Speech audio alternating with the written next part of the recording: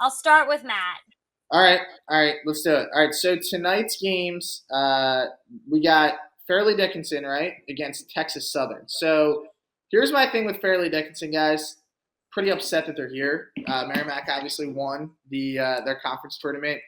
Fairleigh Dickinson, though, they still got in because of the dumbest rule in college hoops that if you transfer conferences, that you cannot be eligible for the bracket. So listen, Fairleigh Dickinson, while they were, I think they were second, right, in the conference during the regular season too. But they weren't the best team in the conference. Texas Southern, though, this is a team that is way under 500. They finished like seventh in the conference, and remind you, they don't play in like the Big East, Big 12. They play in a really bad conference. Kind of crazy they're here, but they picked up steam at the end of the year. They were able to win a conference tournament. Now, Texas Southern, a lot of people are probably familiar with because they do win their conference a lot. They at least play in their conference championship a lot. They just had a down year. But listen, they're hot at the moment. They're playing really good basketball right now.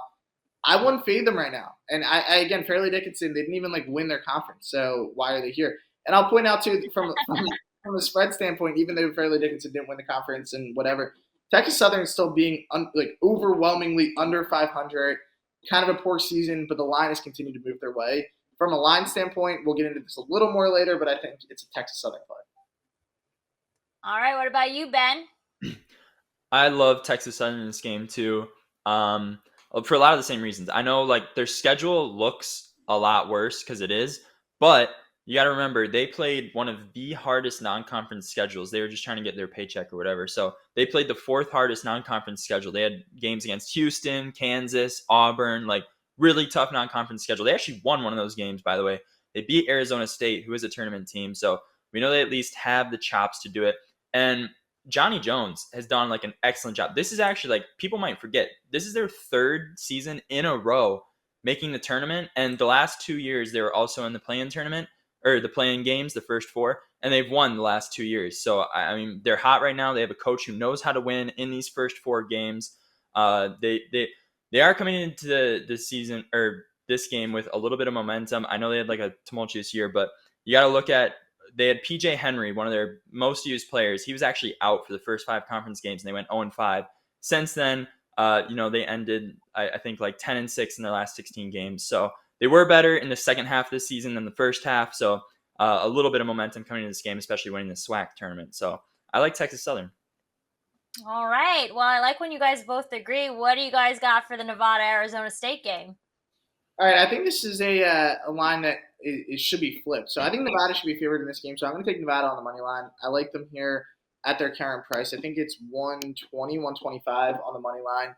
If you want to take the points too, I'm going to take the points, but I'll double up here. So you have plus 125 right now on the money line. Listen, this is a team that I think is – oh, wow. You okay, Melissa?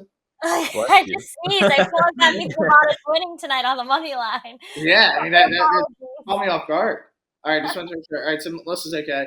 I think Arizona State, though, is a team, and I've said this, that they don't make that crazy shot against Arizona. They're not even here.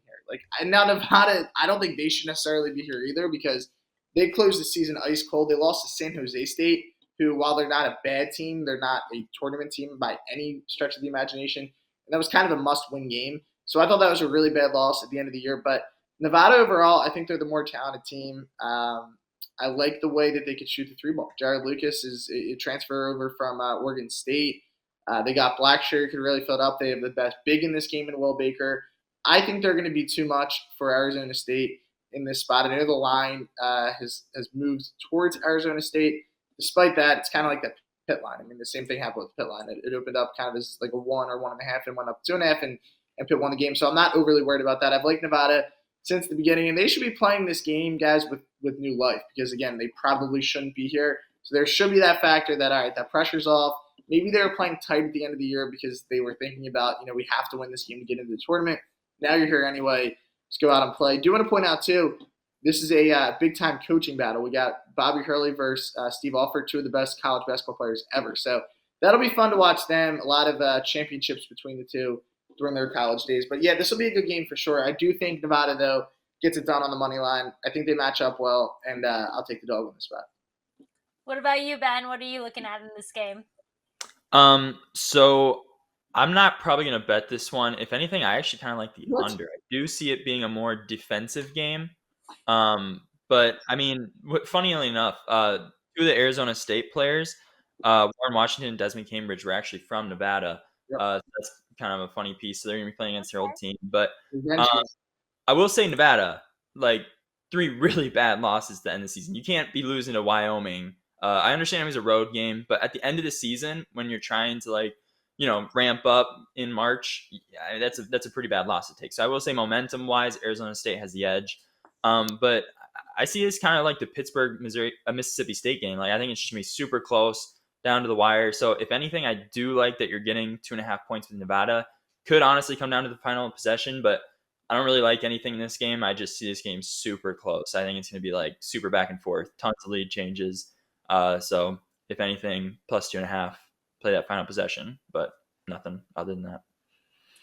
All of these play-in games have come in like literally towards the last couple seconds of the game. So I'm agreeing with you on this one, Ben. This seems like cool. Yeah, it'll be fun. Yeah, both were really good games last night. I expect tonight, super depends on who you ask. Super close.